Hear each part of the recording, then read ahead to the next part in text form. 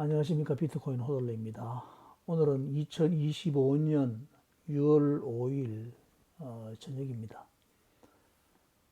제가 비트코인과 테슬라를 두고 친구랑 내기를 했던 일화를 한번 소개하면서 이 자산들에 대한 과거의 흐름과 현재의 위치 그리고 앞으로의 투자 전략까지 같이 한번 이야기해 보려고 합니다. 투자라는 것은 결국 믿음과 분석 사이 어딘가에서 균형을 잡는 일이라고 볼 수 있는데요.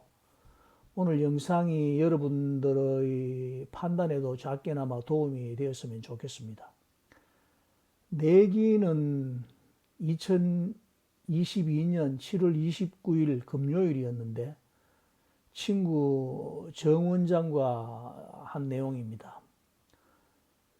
친구랑 친하기 때문에 자주 만나서 점심도 같이 먹고 또 원장실에서 이야기도 하고 뭐 이런 시간들을 보냈었는데, 그때 제가 2025년 12월 31일까지 비트코인이 종가 기준으로 1억 5천만 원을 한 번이라도 넘어설 수 있을 것인가, 그리고 두 번째, 이 기간 안에 테슬라가 시가총액으로 전 세계 3위 안에 들어갈 수 있을 것인가, 이 내용이었습니다. 저는 물론 두 가지 다 달성된다고 이야기했고, 친구는 두 가지 다 달성되지 못할 거라는 내기를 걸었었거든요. 진 사람이 이긴 사람에게 골프 아이언 세트를 사주기로 했습니다. 혼마 투스타라고 구체적으로 제품의 이름까지 기록을 해놨습니다. 제 일기장을 보면서 지금 이야기를 하는 겁니다. 그 당시 시장 분위기를 아시는 분들은 뭐 아실 건데, 비트코인은 3천만 원대를 유지하고 있었습니다. 3천만 원에서 2,900만 원 이렇게 오르락 내리락 할 때고, 이때는 전고점인 8,230만 원, 8,270만 원에서 64%가 빠져있던 시기였습니다.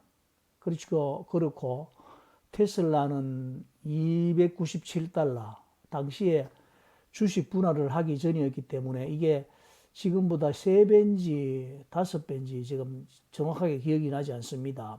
주식 분할을 하기 전에 297달러였습니다. 제 기억으로는 아마 5배 주식 분할을 했을 것 같은데, 그때 테슬라 가격이 1,000달러가 넘어갔거나 그럴 겁니다. 비트코인은 극단적인 공포 구간에 있었고, 테슬라는 여전히 낙관적인 그런 기대가 섞인 그런 자산으로 평가받을 때였습니다. 그 당시 저는 비트코인을 굉장히 할인된 자산으로 봤습니다. 여러분들도 아시다시피 비트코인은 사이클이 뚜렷하지 않습니까? 2013년, 2017년, 그리고 2021년 4년 주기로 사이클의 상승을 하던 때였습니다. 그리고 그때는 고점 대비 평균 하락폭이 80%까지 떨어질 수도 있는 그런 상황이기도 했습니다. 그리고 다시 회복과 신고가를 갱신하던 때였는데, 2022년은 마침 하락 사이클의 끝자락이었고, 온체인 데이터를 보면 장기 보유자의 평균 매입가 아래로 내려온 그런 상태였습니다. 그 말은 즉 강한 손들의 매집이 이루어지고 있었다는 의미로 해석을 할 수가 있는 겁니다. 저의 분석은 단순했습니다. 전고점 대비 60% 이상 하락을 했으니까, 그리고 채굴자와 고래들은 여전히 축적 중이라면 이거는 매수 시그널로 볼 수 있는 것이 아닌가, 뭐 이런 분석을 했던 것 같습니다. 그래서 제가 친구한테 말했습니다. 지금이 오히려 기회니까 비트코인을 한번 투자를 해봐라, 이렇게 권했고, 친구는 비트코인이 2025년까지 1억 5천을 간다는 그런 확신은 없었지만은 제 말을 신뢰하니까 내 말을 믿고 비트코인을 2개를 샀습니다. 거의 2천만 원에 매입을 했을 겁니다. 가장 좋을 때 매집을 했다고 볼 수도 있는 거죠. 테슬라는 그 이후에 어떻게 됐냐 하면은 기술 혁신과 현실적인 어떤 그런 문제가 있었는데, 테슬라는 그 당시에 굉장한 기대를 받고 있었습니다. 뭐 FSD 자율주행과 로보택시, 그리고 사이버 트럭, 에너지 사업 확장 등 기대감이 넘쳤고, 미래 산업의 총집합체처럼 여겨질 때였습니다. 그런데 그 이후에 어떤 일이 있었냐 하면은, 일론 머스크가 트위터를 인수를 하게 됩니다. 즉 CEO의 리더십이 분산되는 그런 우려가 있었고, 그 결과 주가가 급락을 했습니다. 일론 머스크가 주식을 매도하기도 하고 신뢰가 좀 무너질 때였습니다. 그리고 경쟁도 심화되었죠. 중국 전기차의 그런 저항이 두드러졌고, 또 기존 자동차 업체의 집중 투자도 이루어질 때였습니다. 그래서 테슬라가 그 당시 고전을 면치 못했고, 결과적으로 테슬라는 기대가 선반영된 상태에서 현실과의 마찰을 겪은 대표적인 그런 사례가 됐습니다. 그리고 이제 2025년 현재 비트코인은 2025년 1월 20일에 1억 6,300만 원을 돌파했습니다. 이거는 이제 제 예상보다 무려 1년 앞서서 그 목표를 달성한 것이었는데, 비트코인 내기에서는 제가 명백하게 이긴 것입니다. 그리고 상당히 놀라운 것은 그 당시 2천만 원 이렇게 하던 비트코인이었는데 지금 1억 6천을 갖다가 보면은 8배가 오른 거거든요. 엄청난 겁니다. 하지만 테슬라는 여전히 이제 시가총액으로 3위 진입은 어렵다고 봐야 됩니다. 애플이나 마이크로소프트, 그리고 엔비디아, 사우디 아람코 같은 기업들이 상위권을 굳건히 지키고 있기 때문에 테슬라가 시가총액 3위 안에 들어온다는 것은 힘들 것 같습니다. 아직 뭐 한 5개월 정도 시간이 남았지만은 테슬라 관련은 내졌다고 보는 것이 맞습니다. 테슬라에서 제가 얻은 교훈은 이런 겁니다. 미래를 믿기는 하되 포트폴리오는 현실을 반영해서 해야 된다라는 것이 교훈이었습니다. 그리고 그때 친구의 실수를 한번 우리가 돌아봐야 하는데, 이익 실현 대 기회비용입니다. 그 내기를 하면서 친구가 비트코인을 2천만 원대에 2개를 매수를 했는데 2023년에 3,600만 원으로 막 돌파할 당시에 예약 매도를 걸어두고 팔아버렸습니다. 당시에는 수익이 1,600만 원이니까 몇 프로입니까? 80%? 80% 수익을 올렸죠. 수익이 많다고 볼 수 있습니다.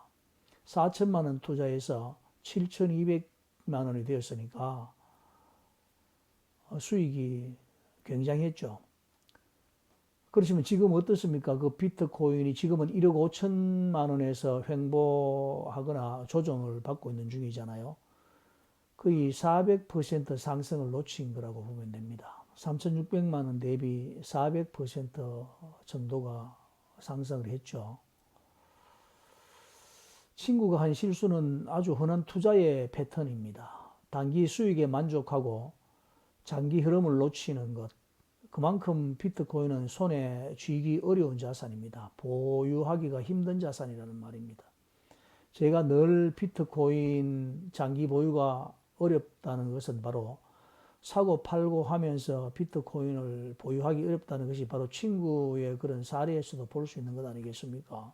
지금 시점에서 저는 비트코인을 이렇게 보고 있습니다. 지지선은 뭐 1억 정도가 될 것 같은데 상방으로는 5억이나 6억 정도까지 바라볼 수 있습니다. 3년 내에 그렇다는 거죠. 그리고 하방 리스크는 1억이 지지선이라고 하지만은 최악의 경우 7천만 원까지 열려 있다고 볼 수 있습니다. 그리고 저는 비트코인 장기 보유하면서 연평균 기대 수익률을 그렇게 높게 보지 않습니다. 20% 정도, 15%도 괜찮고 20% 정도를 보고 있습니다.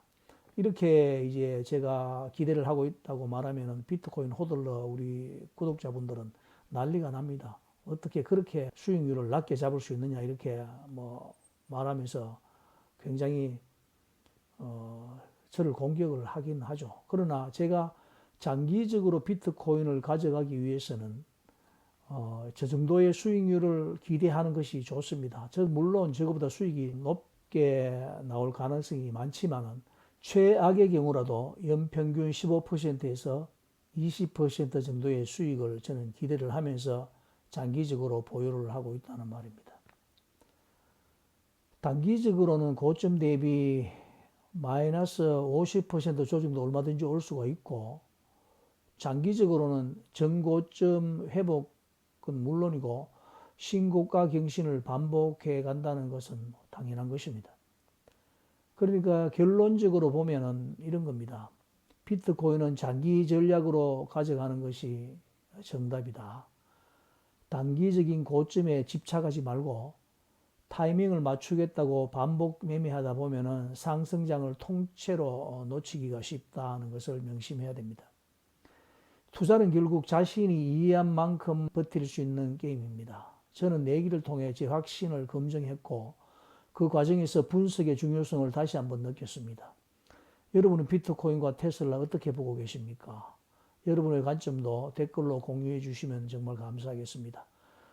구독과 좋아요, 알림 설정은 저의 영상 제작에 큰 힘이 됩니다. 정중하게 부탁드리겠습니다. 오늘도 시청해 주셔서 대단히 감사합니다. 비트코인 호돌이었습니다. 다음 영상에서 다시 뵙도록 하겠습니다.